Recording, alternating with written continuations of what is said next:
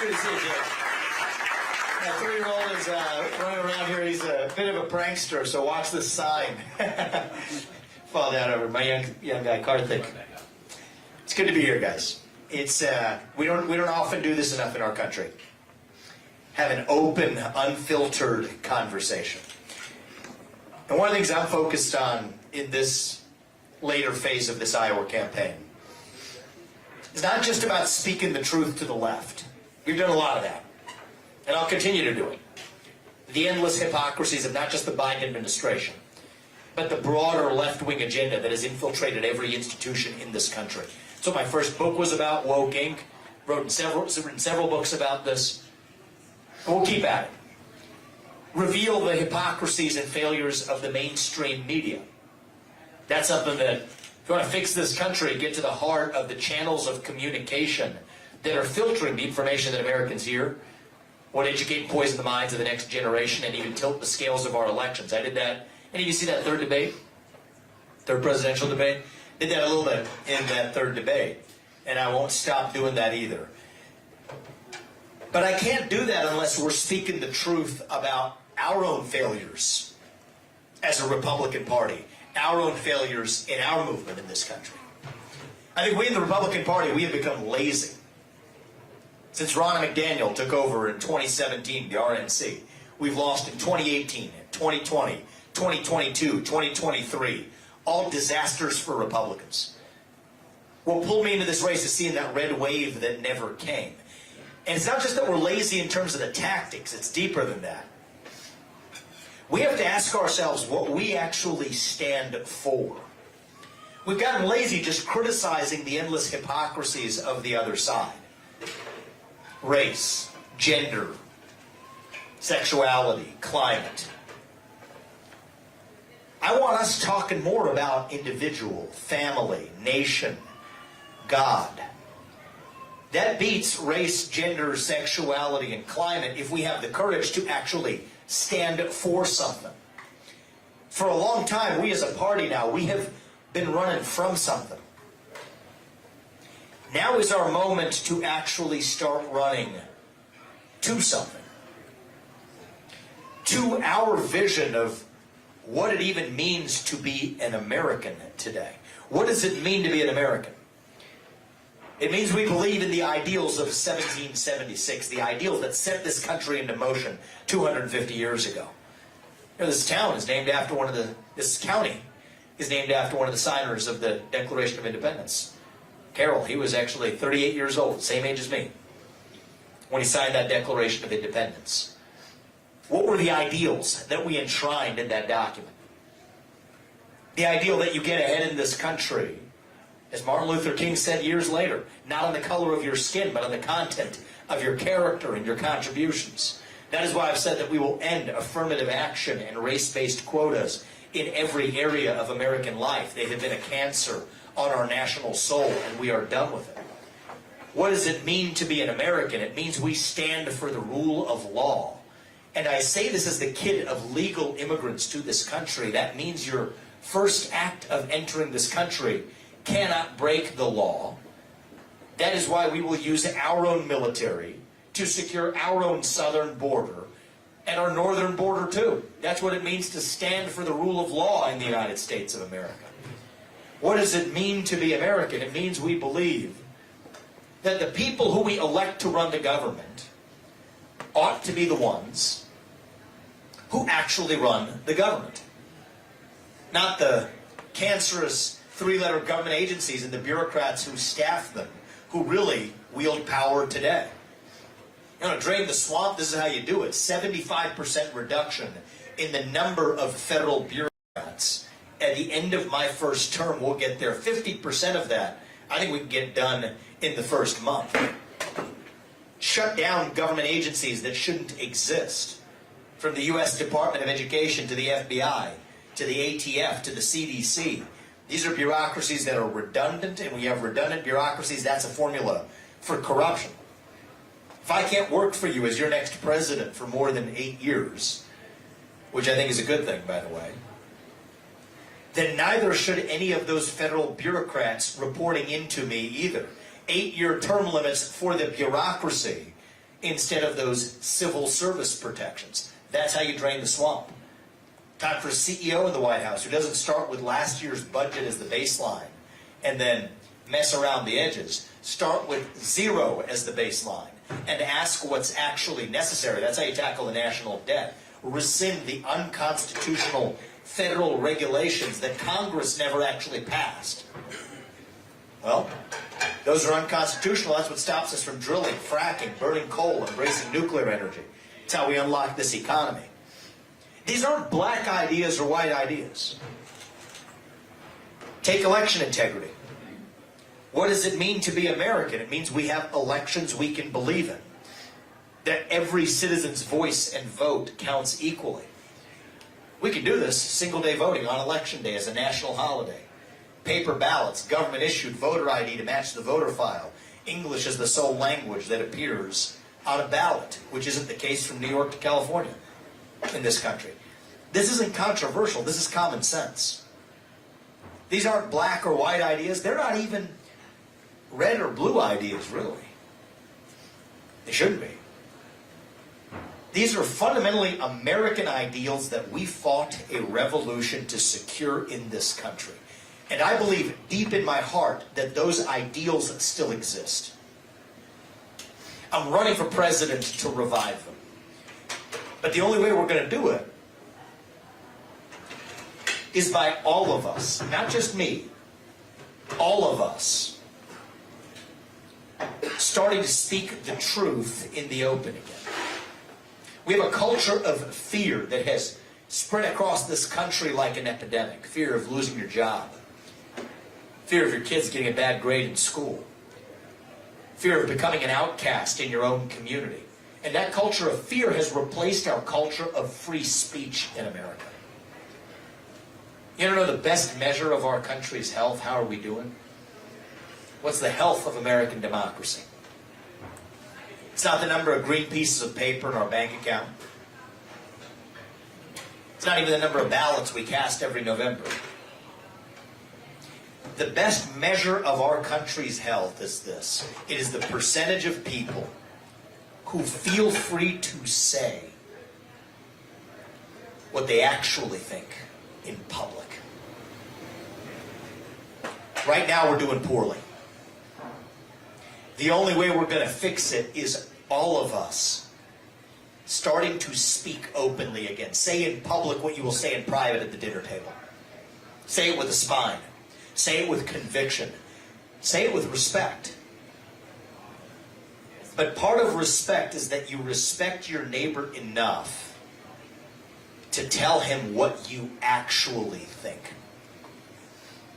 That is what this campaign is about. Speaking the truth, not just when it's easy, but when it's hard.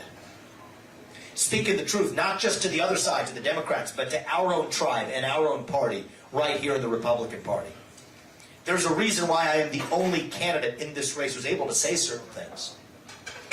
Who's able to acknowledge that Ukraine is not some model democracy, that our own taxpayer money is being used to subsidize the persecution of Christians in Ukraine. Who's able to say that the climate change agenda is a hoax, that the carbon capture pipeline using eminent domain for farmers across this state is dead wrong. I'm the only candidate who's able to touch that issue. The only one who's able to say that Ronna McDaniel, the failed leader of the RNC, after 5 failed years of leadership, should indeed resign. We need accountability in our own party. That institutions like the FBI have become so corrupt that the right answer has to be to actually shut them down and then reorganize them to other parts of the government. The only person who's able to say that we should end birthright citizenship for the kids of illegal migrants in this country, to whom that should have never applied in the first place. This is outside of the window of what the Republican Party approves. The Republican Party does not approve this message. There's a reason why every politician dances to the tune of their biggest donor. In my case, that biggest donor is me. We've lived the American dream. My parents came to this country 40 years ago with no money. In a single generation, I've gone on to found multi-billion-dollar companies. My wife, Apurva, is a successful throat surgeon, saving lives every day at the cancer hospital in Central Ohio. We're raising our 2 boys, following our faith in God. That's the American dream. And you know what? We are free to speak our minds at every step of the way. That's who we are. That is what this campaign is about. Speaking the hard truth that others are afraid to state in public. This is how we get the soul of our country back. It's what we're doing today. Speak that truth. Speak it without apology. God is real. There are 2 genders. Fossil fuels are a requirement for human prosperity. Reverse racism is racism. An open border is not a border. Parents determine the education of their children. The nuclear family is still the greatest form of governance known to mankind. Capitalism is still the best system known to man to lift us up from poverty. There are 3 branches of government in the United States, not 4. In the U.S. Constitution, it is the strongest and greatest guarantor of freedom in human history. That is the truth. We fight for the truth. We stand up for the truth. That is what won us the American Revolution. That is what reunited us after the Civil War. That is what won us 2 world wars and the Cold War. That is what still gives hope to the free world. And if we can revive that dream over group identity and victimhood and grievance, then nobody in the world, not a nation, not a corporation, not a virus, not China is going to defeat us. That is what American exceptionalism is all about. And that is what we're going to revive to save this country. I want to practice what we preach today. Let's have a conversation. Open this up. All fair game. I'm asking you to sit me across the table from Xi Jinping and represent this country. My foreign policy, domestic policy, faith, family. Transparency is the hallmark of this campaign. So I want to open this up and ask what's on your mind. Don't give me the easy ones. Give me the hard ones. That's how we're going to get this country back. And if you guys do your part, we're going to do ours. Thank you for the warm welcome, guys. Appreciate the welcome. I'll open this up and we can either, I can hear you or we can give you a microphone, whatever works well.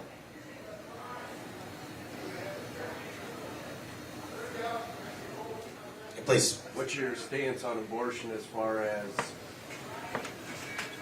I feel like if the Republicans stay too, I know where I stand on it and I don't believe in it, but if we stand too far to the right on it, I feel like we're going to lose some middle ground voters, and we need those middle ground voters. Yes, I'll tell you something. What's your name? Jeremy. Jeremy, I appreciate that. So I care about uniting this country. I think this might be our last window to do it. But here's how I think we get to national unity. It's not going to be by compromising on our principles, actually. I think it's going to be by reviving the shared principles that unite all of us. I get to answer your question in a second, but I think this is just a deeper issue that's so important, and I think it's at the heart of your question, too. The ideals that set this country into motion in 1776, they are not moderate ideals. You got to understand that, admit that, own up to that. They're extreme ideals, actually. The idea that you get to speak your mind in the open as long as I get to in return. That's a crazy idea for most of human history. The idea that we have one person, one vote in a constitutional republic. I mean, in old world England, for almost all of history, they said that's a crazy idea. Those are radical ideals. They unite all of us as Americans. And so I think that there's this temptation in the GOP today to say that we got to swing to the middle, whatever that means. I reject that as though there's only 2 ends of the political spectrum. There's no such thing as the middle. It's a false description that the media foists on us. I think the way we're going to unite this country is by reviving the ideals that unite all of us across our diversity. E pluribus unum means from many one. I think I'm going to be able to do that without compromising on our principles. So I'll tell you what my principles are on this issue. I'm pro-life. My faith teaches me that. My family's upbringing teaches me that. And I think that most Americans actually share pro-life instincts. I can tell you one way to prove that. Take the case, Clarence Thomas brought it up, of a pregnant woman who was assaulted. The unborn child died as a consequence. I haven't met one person in this country who says that that criminal doesn't deserve liability for that death. So it says we share the instincts in common. Now, I think we need to do better in the pro-life movement of actually walking the walk. I'm not talking about changing the message alone. I'm talking about actually making some substantive different changes. Policies to favor adoption, child care. And then I go one step further, speaking as a man about this issue. I think there should be greater responsibility for men codified in the law. I'd go so far as to say, I'd support state laws that would say a woman who brings a child to term can, at her exclusive option, make the man responsible for being the principal caretaker. Right, if the woman is automatically responsible for the pregnancy, then the man can be automatically made responsible for raising the child. Well then, I mean, that's a big change from where we are right now. Doesn't violate our pro-life principles, but it says that we're all in this together. Man or woman, doesn't matter. It's not about men's rights or women's rights. It's about human rights. And I have found that combination of policies. I'm not going to convince everyone who disagrees with us on this issue, but I think that we can stop this issue from dividing us to a breaking point. So like you, I'm sick and tired of losing in this party. But I think it's deeper than, everyone blames abortion or blame Trump. No, it's deeper than that. This party has stopped standing for affirmative values. It's just against. I mean, we could go through the hypocrisies of Biden all day. I've been doing it for much of this campaign. And even before this campaign. That's why we didn't have a red wave that came. Biden bad is not a message. What do we stand for? I think we ought to stand for the ideals that set this country into motion. We are the party that stands for the ideals of the American Revolution. The pro-American movement in this country. Much of the Republican Party, I think, doesn't have it in it. Many professional politicians don't. They recite the talking points handed to them from the overlords on high. Literally, I mean, there's one super PAC in this, and the super PACs are cancer on American politics, for those of you who know what that is. Most of the ads you watch, they're not even served up to you by the campaigns. They're served up to you by super PACs, paid for by the people that most of the other candidates are spending their time with behind closed doors. But anyway, one of the super PACs, they put out memos to their candidates, instructing them. Before the first debate, they put one out, they said, mention Biden 3 to 5 times in the first half of the debate. In the second hour, mention him 2 to 3 times. It's just like they give them these scripts. Throw that in the trash can. What do we stand for? What are the principles that set this country into motion? Do we still stand for those basic ideals? I think we do. Stand for those without apology. Make the case for it. That's how we're going to win this election in a landslide. Reagan did it in 1980. You make me your nominee, I'll deliver you a landslide election. And I'll do it without compromising on our pro-life principles, but by standing even more strongly for life in the way that I described. Greater responsibility for men. Not a single Republican has brought that up. I'm the only one to my knowledge that has.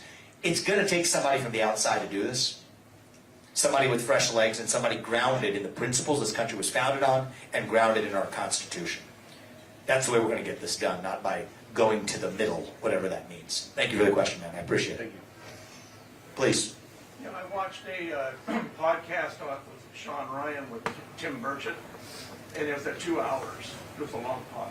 Oh, yeah. And that guy, Tim Burchett, a congressman out of Tennessee, said that he spelled out how corrupt and how dirty and how it all operates in D.C.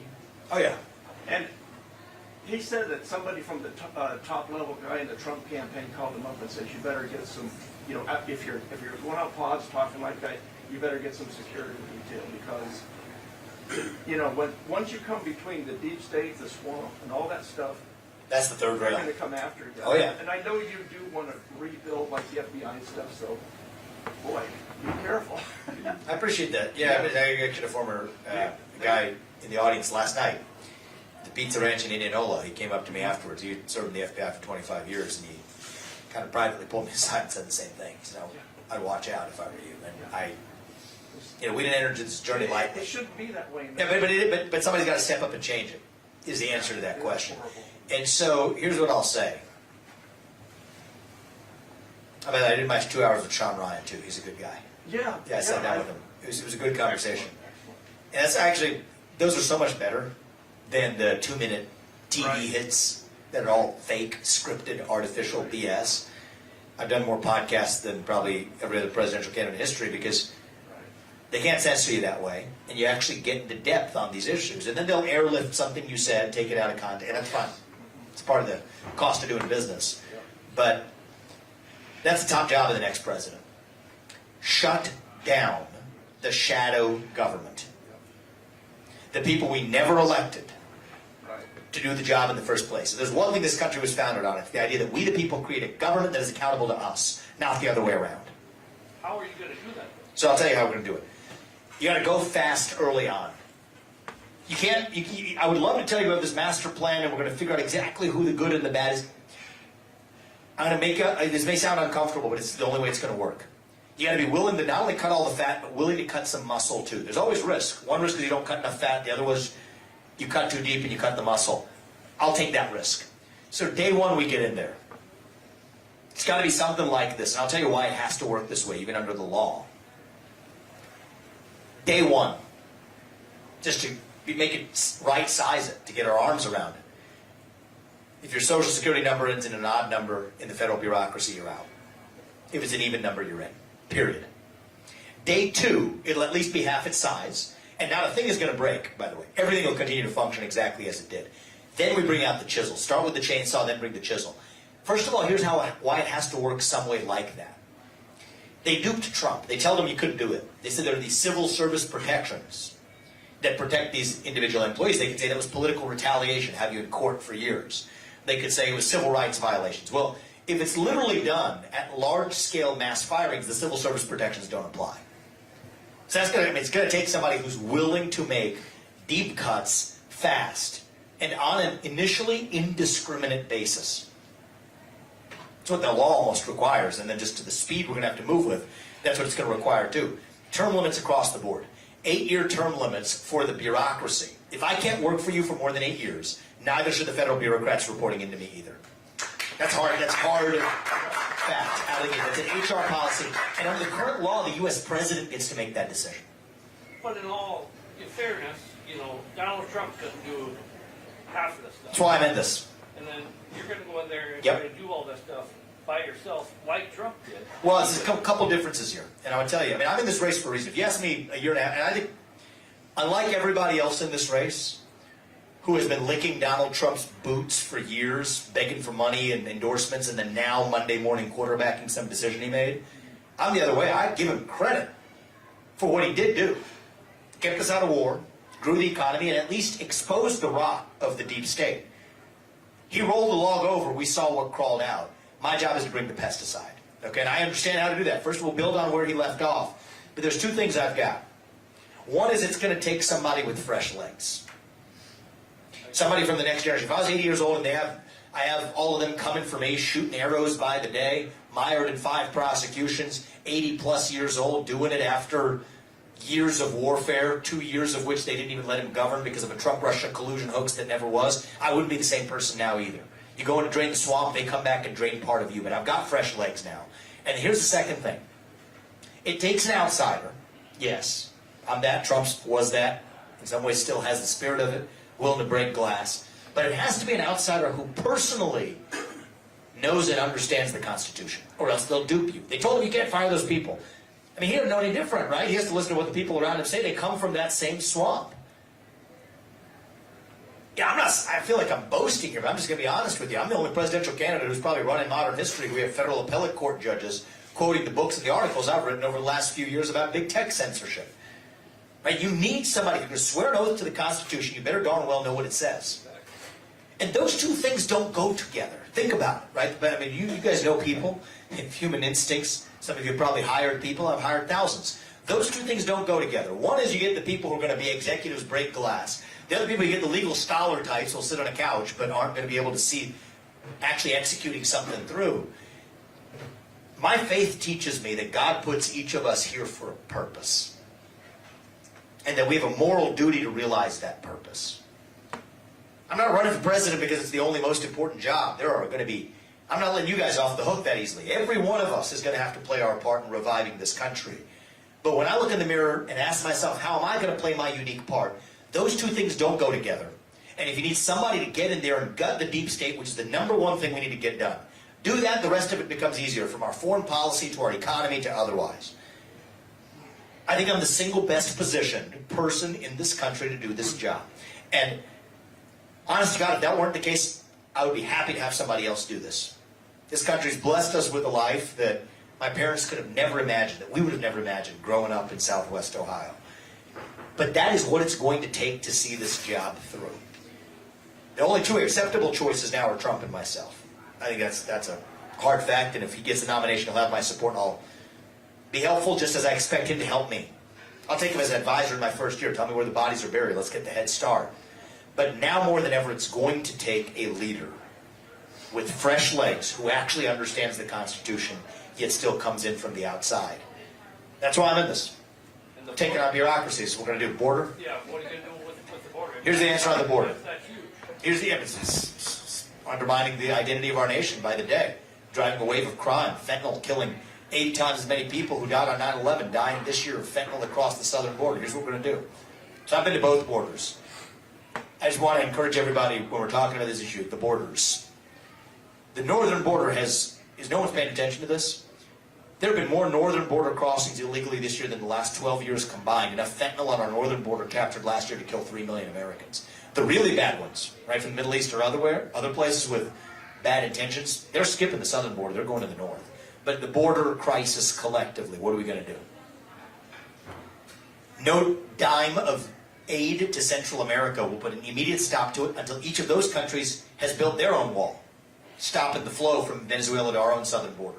Our own southern border. Don't just build the wall, build both walls.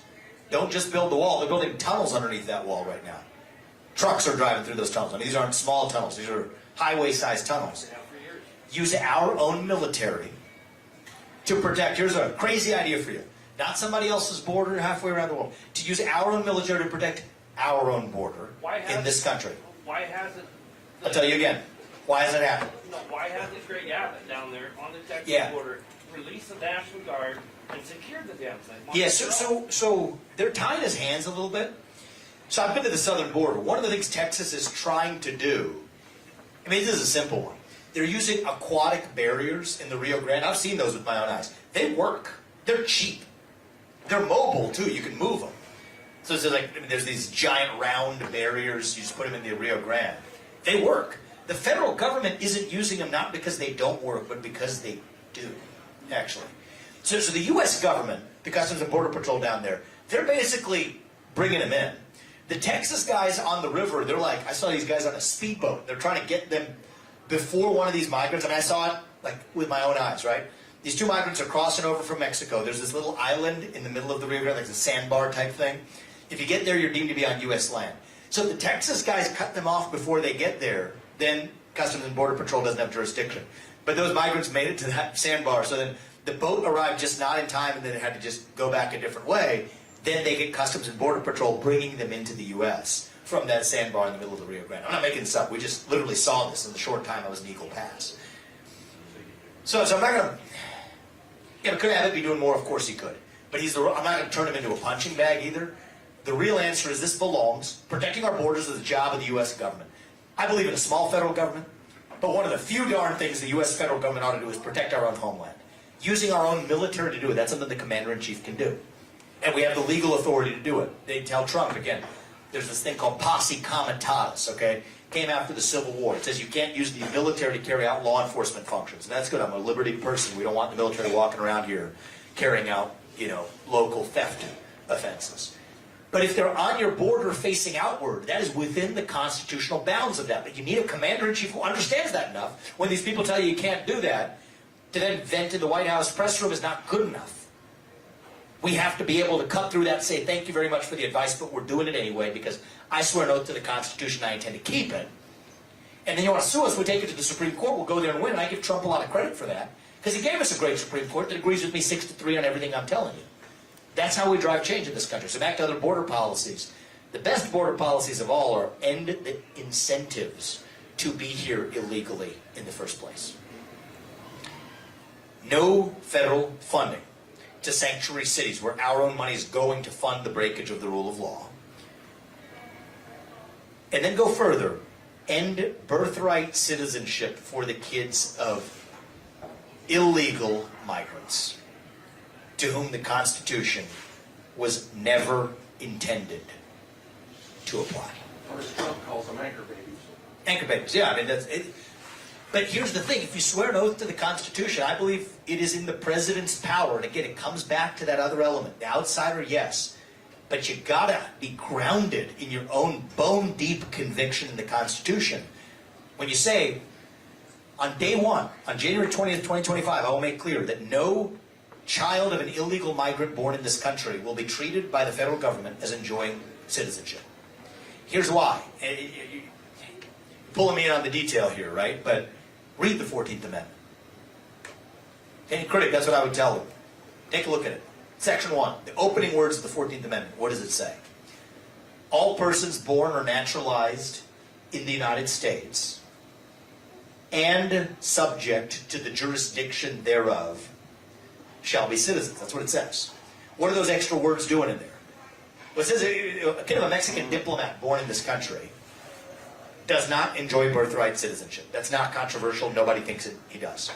Well, if the kid of a Mexican diplomat who's here legally does not enjoy birthright citizenship, then certainly the kid of a Mexican diplomat who's here illegally does not enjoy birthright citizenship either. So it takes a president who understands these things. Am I getting the, getting my my signal? We're going to, it's probably my 10th pizza ranch in the last 48 hours. Feels like it. We had a bunch of it. I love this place, but I'll tell you. I'll maybe take one last question, and if we have time for that, then we'll wrap up. I'll take these two together. How's that? Yeah, you go first, and then. Well, the first thing, I'd like to get into this drug problem we have. Drug problem. It's not the drug cartel, it's Demand. It's ours. We Yep. let these people get by. We need to do something about our own users. Yes, I agree with you totally. So we talked about the border piece of it. Let's talk about demand. And then, did you have a question, sir? Yeah, mine was more about what do you think needs to be done about college and universities basically brainwashing all these kids. So these, believe it or not, these two things go together. Here's the other side of this. Now, the fentanyl problem is unique because they're lacing fentanyl into other pills that people who are taking the fentanyl don't even know it. So that's not a demand problem. That's closer to bioterrorism. If you put the fentanyl in a Big Mac, you wouldn't call that an overdose. But we have drug problems that go beyond fentanyl. And we have a youth in this country. These are related. I'm not just saying it because you guys are sitting together and ask the questions. They're seemingly unrelated issues, but they're symptoms of a deeper void in our country. We have a mental health epidemic for a reason. Especially young people. We are hungry for a cause. We are starved for purpose and meaning in this country right now. We're in the middle of a national identity crisis right now. We have forgotten who we are as Americans. Faith, patriotism, hard work, family. These things have disappeared. That leaves a moral vacuum in its wake. And when you have a vacuum that runs that deep, that is when the poison fills the void. You asked about some of them: wokeism, transgenderism, climatism, COVIDism, depression, anxiety, fentanyl, opioids, suicide. These are all symptoms of a deeper void of purpose and meaning. That's what I said in the beginning. Our party has become lazy. We can't just be running from something. We have to run to something. We have to fill that void with our own vision of what it means to be an American. An old expression that says, if you have a hole the size of God in your heart and God does not fill it, something else will instead. You don't pledge allegiance to that flag. You will quite literally pledge allegiance to a different flag instead. That's where the transgender flag comes from. I'm not making this up. It's our need. People turn to fentanyl, suicide, at a scale we haven't seen because it's a symptom of a deeper void. This is half the job of the next U.S. president. Right, we talked about policy. I talk about it all the time on the podcast and otherwise. That's great. That's half the job, and it's important. But the other half of the job of the U.S. president, now more than ever, is to revive our national character. Carroll was 38 when he signed the Declaration of Independence. Thomas Jefferson was 33. There's a reason why these moments of revival, of revolution, are led by the next generation. I think it's going to take somebody with fresh legs, somebody whose best days in life are still yet ahead. And I don't take that for granted. But I hope they are. Somebody whose best days in life are still yet ahead. To see a country whose best days can still be ahead of itself, too. We don't have to be this nation in decline. We don't have to be at the end of the ancient Roman Empire. We don't. I think as a nation right now, how old are you, man? 26. I'm glad you're here. As a nation right now, I would say we're really just a little young, actually. Going through our own version of adolescence. Figuring out who we're going to be when we grow up. And when you go through that adolescence, you go through that identity crisis. You lose your way. You do some stupid things. We all probably did. But we are stronger when we get to our adulthood on the other side. So no, I don't think we have to be that nation in decline. I think we can still yet be a nation in our ascent. And I'm not going to be the guy that comes in here and tells you it's morning in America, because it's not. But it can be. I'm not going to tell you the American dream is alive and well. It is not.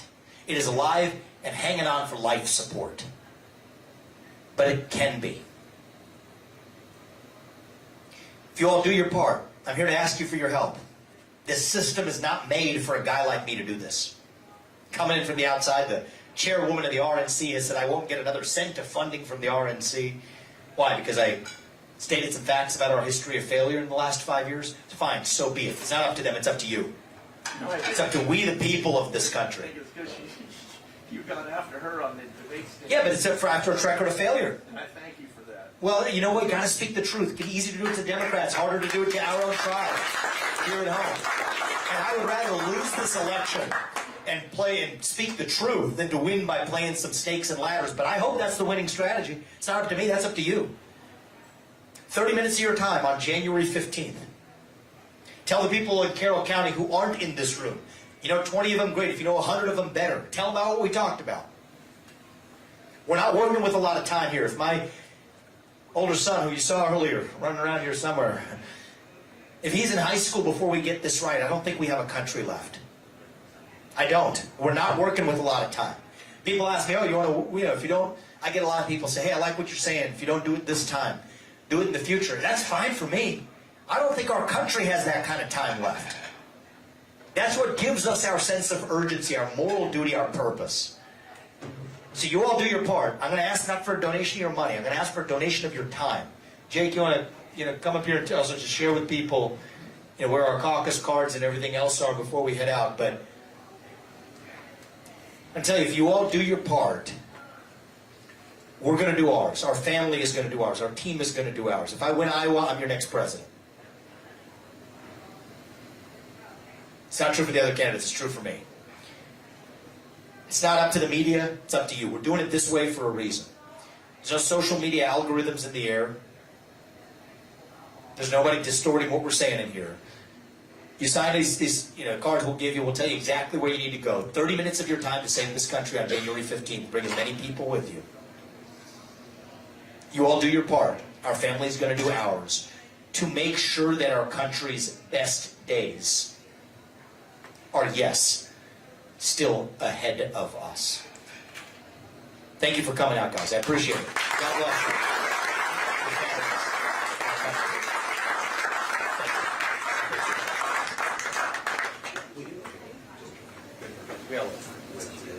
tell them. Yes. Hey guys, we've got staff right outside the room. You can sign up there. We're collecting those cards, but that information will help you and allow us to get you information about your precinct, how to caucus, where to caucus, when to go, and other events just like this. That information allows us to communicate directly with you. So please fill out those cards, grab a yard sign, and talk to all your friends. Thanks for coming out. Thanks for coming, guys. I appreciate it. Thank you.